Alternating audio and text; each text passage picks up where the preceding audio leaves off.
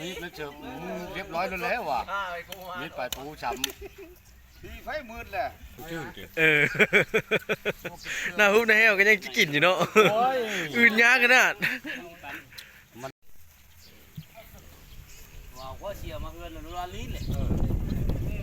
เอาจนมาตัดดูตกจันนั้นเอาเที่ยวมักไปไหนวันไหนต่ำใจอยู่ไหนวันนี้แหละเอาไปเลยคลนขยำให้มันเครื่องปรุงเข้ากับเนื้อกราบทักทายสบายดีเลยสวัสดีพ่อแม่พี่น้องทั้งพังไทยและก็พังลาวนำเด้อพี่น้องมื้อนี้ก็เป็นบุญบ้านของบ่าวพรชัยเนาะพี่น้องเนาะก็เขาเจ้าก็จะได้มีการหุ้มงัวหุ้มควายเนาะพี่น้องตอนนี้ก็กำลังกันหุ้มงัวเนาะกำลังกันฆ่างัวนะพี่น้องหุ้มศีลกินใช้บุญนี่แหละพี่น้องบุญมื้อนี้ก็เป็นมื้ออันนั้นเริ่มเนาะพี่น้องเป็นมื้อสิเพิ่งสิเทียนมื้อแท้แล้วแม่นมื้ออื่นเนาะพี่น้องเนาะมันนี้ก็สิได้หุ้มศีลแล้วก็กินศีลงัวพี่น้องเลยคือเก่าบ้านเฮาตามชนบทเนาะเป็นหลักๆก็คือศีลงัวศีลควายแหละพี่น้องมีงานมีบุญมีศีลก็สิได้ล้มงัวล้มควายเนาะมือสังหารนี่พี่น้องนี่เชือกเขียวนี่มือสังหารพ่อลูกอยู่ค่อยเที่ยงกันข้ามพ่อลูกโอ้สีมันงามนี่เนาะโชว์ตายแล้วควายเทิงหนึ่งคือกันอย่างพ่อก็มังลายเทิงให้ลูกมันลอยมาอีกการเป็นพ่อลูกซอยโอ้ซอยจุคักแต่ได้เนี่ยจุแต่ซอยเอาบุตรได้ตุ้มมองนั้นไปยังหรอไปยังโอ้อยู่บ้านเขาหุ้มหลายโตได้พี่น้องนั่นน่ะ10 ปลายโตผู้พี่น้องเลยแต่ละบอนแต่ละจุดก็พากันหุ้มเป็นนี่แหละพี่น้องหุ้มกันกินนะเพราะว่ามันเป็นงานบุญแหละเขาสิหุ้มมัวหุ้มควายเนาะแถวบ้านนอกเขา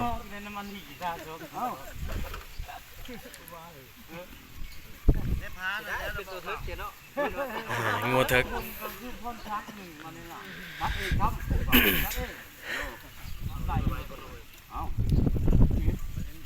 บ่ได้เคยได้ตัดแล้วแหละโยนไปนับจากนี้บุกเข้าไปเข้าหาตัดผมก่อนบนบ้านย่างบนเครื่องพงนั่นคือบอกคนทัก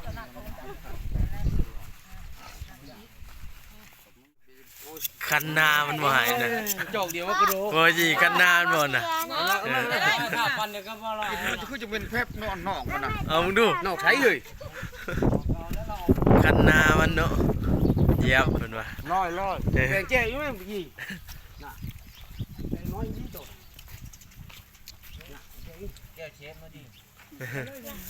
เจียวเชฟเรามาหลายบ่ต้องเป็นน้อยๆเนาะได้เลยนะโทรศัพท์ไปน้ำมานี่นะน้ำเป็นเที่ยวพวกมาเดี๋ยวพวกจะมาน้ำกินมาได้มันไม่เล่าได้ไหนใครตัวเที่ยวแล้วตั้งไว้ข้างมันเลยน้ำเปลี่ยนนิสัยน้ำมันรีโหลได้มันไม่เล่าได้กินแล้วเนาะฮุบได้เหี่ยวแล้วจะปลาไก่ม่วนชื่นกินหน้าฮุบได้เหี่ยวก็ยังกินอยู่เนาะอื่นยากขนาดมันหมดทันได้ลงตีนลงแข้งลงขาแล้วมันลงแข้งลงขาแล้วโอ้ยหวานกระโดดเดี๋ยวเอาพูดแล้วกินอะไรเข้าเรือนี่ยับเอาเลยกินไม่ได้ก็ข่าอยู่กันยังใช่เดี๋ยวมันจะกินกับยักษ์มาอะไรบัวให้นะบัวให้แล้วมึงไว้ไหน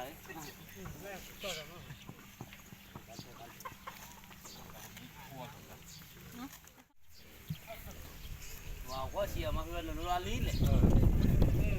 เอาจนมาตัดดูตกจันนั้น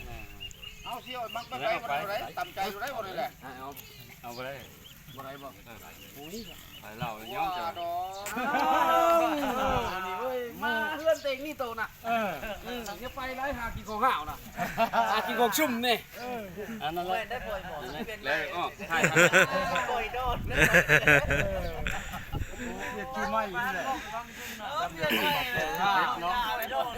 โอ้ซีนมาขนาดพี่น้องเลยควายเถิกงัวเถิกเต็มลำโตบ้าไง ซีนร้ายหลาย ตู้เกมเดินเกาตู้ชมกันอย่างง่ายไปเฮ้อว่าเขาจะขัดไปฆ่าที่ใช้ดีบ้านเกี่ยว นั่นได้ ทีรถมึงเจอมีดแล้วเจอมึงเรียบร้อยแล้วว่ะมีดไปปูช้ำ พี่ไฟมืดแหละ แล้วตัวเกล้งว่าโอ้ยกูได้มูแล้วบัดนี้ มองกับตัวลองปั๊บมันก็จะกลับพื้นนู่นแหละ ตัวอ่วยได้เขาอ่วยบ่ได้บางทีตัวนี่ทางหลังน่ะ ได้ อ๋ออีมวยผีแหละ ทั้งลงกายจะคล้องปุ๊บกู มันจะคล้องได้ใช้มีจะคล้องแฉลกอยู่นะแม่ละบ่น่ะมันมีมันหลีกได้ โอ้ยมันเต็มมาโน่นเต็มน่ะคนลังค่อยไปกระทับไปแล้วแหละ มันบ่ไป มันพี่บ่ เออ มันลูกเลี้ยงนกโอ้ยลังถือเช็คพระเจ้ากันโยจะกลับมันเห็นบักนั้นแม่งจะติดเดี๋ยวนี้ชนิดมาโอ้ยเอ็นขึ้นอีก ซอยลาบแล้วก็ปิ้งพี่น้องเอ้ยแม่ครัวเป็นจัดการนี่เฮ็ดลาบ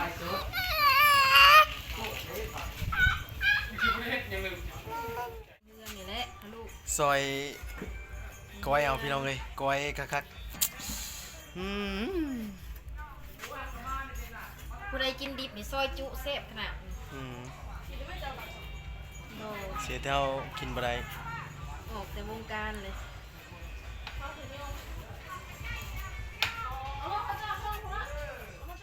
เฮากำลังสิคั่วกินข้าวเช้าพี่น้องเอ้ยข้าวเช้ายังบ่ทันกินเลยนี่นะเอาไปใส่กับการขณะตื่นมาแล้วก็ไปหั่นไปนี่ยังบ่ทันกินข้าวเช้าตอนนี้ก็จน 10 โมงเลยพี่น้อง 10 โมงปลายแล้วกำลังสิคั่วให้กินตอนเช้า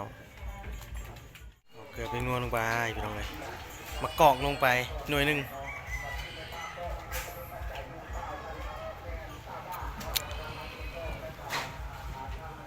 เอามากองลงไปน้ำให้มันสมๆไปน้องเลย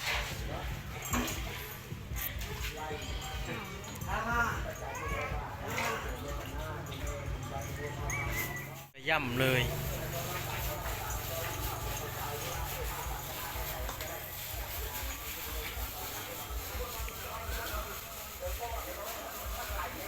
คลนขยำให้มัน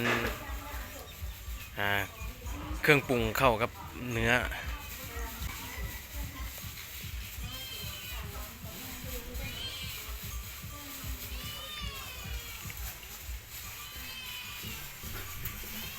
พี่น้อง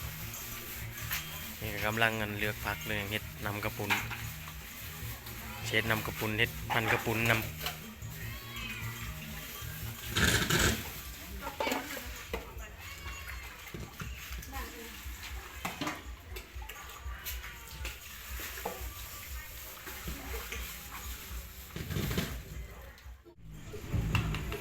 ขั่วซะก่อนพี่น้องเลยเอาเพียลงไปเพียกระต้มเลยเหรอเพียต้มแล้วพี่น้องเลย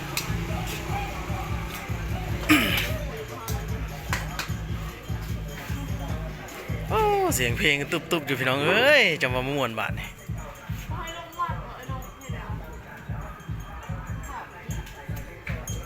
ผลกระชิตกวันนี้อึมครึมอยู่พี่น้อง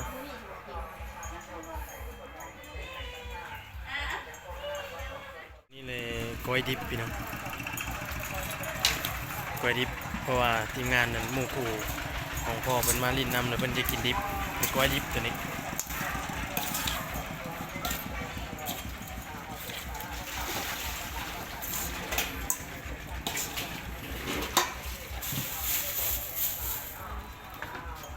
เงา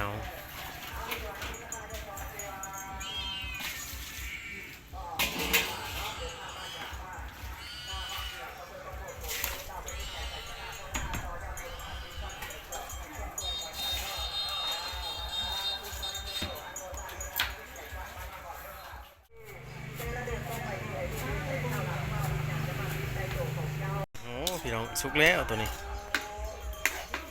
ปรุงเลยลงเลยบ่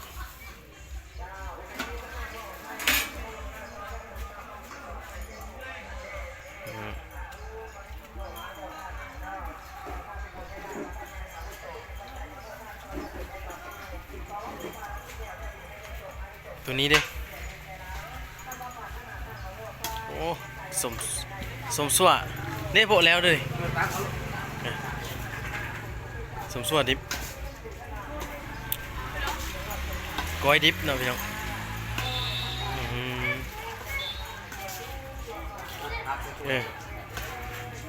โอเคจักเจ็ดจานเท่าอย่างเนาะ ใช้จานน้อยอะไรนะจาน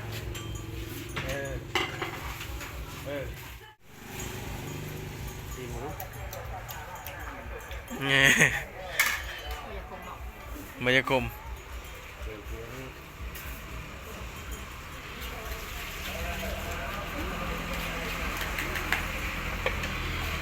ตื่มเคียอีกหน่อยหนึ่งมันยังบุคมคัก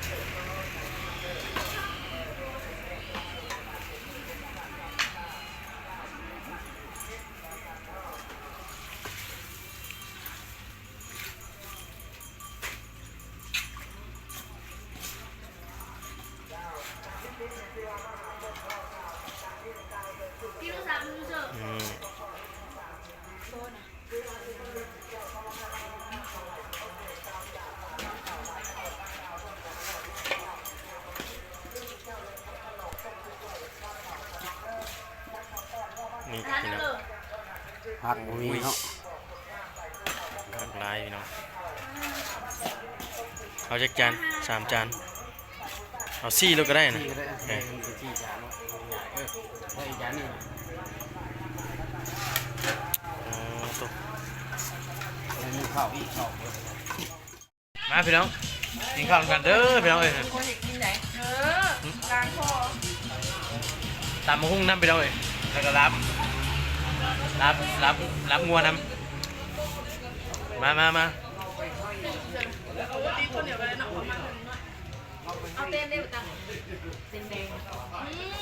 เดี๋ยวสินะเอาให้รอดไหนเราไปกลางเองเอาพวกเต้นไปกลางเอาพวกเต้นไปกลาง ทำกันเด้อพี่น้องเด้อเอาพี่น้องถือว่าคลิปนี้ก็ฝากไว้เพียงจำนี้เด้อพี่น้องเด้อไว้พบกันคลิปหน้าเนาะพี่น้องเนาะมื้ออื่นเนี่ยเป็นมื้อนะ